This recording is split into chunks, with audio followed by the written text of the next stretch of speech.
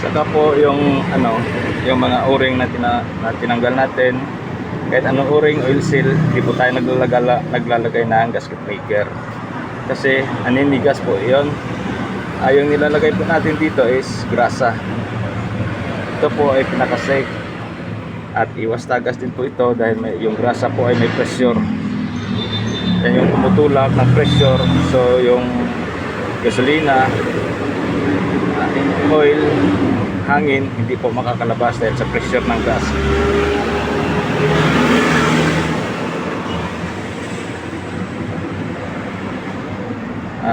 Simulat sa pool po, tayo nagamit ng gasket maker sa mga o-ring.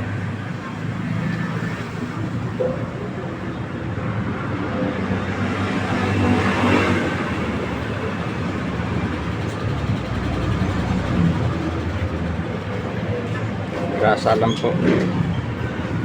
Dahil kalimitan ng mga mechanics ngayon, gasket maker po yung nilalagay, kaya naninigas yung o-ring, yung mga oil seal.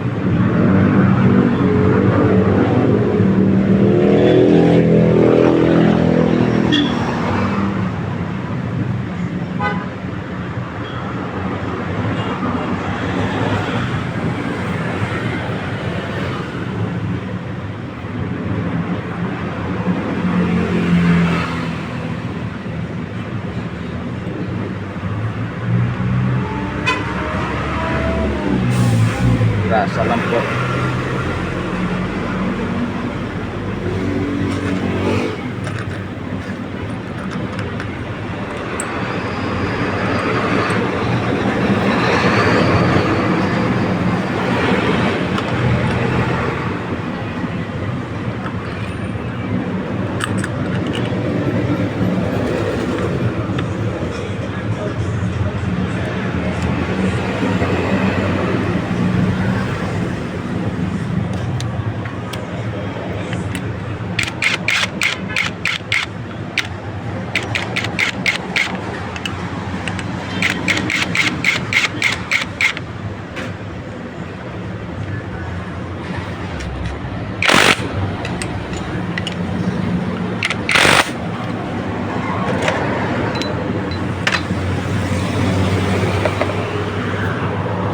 So, ikakabit na natin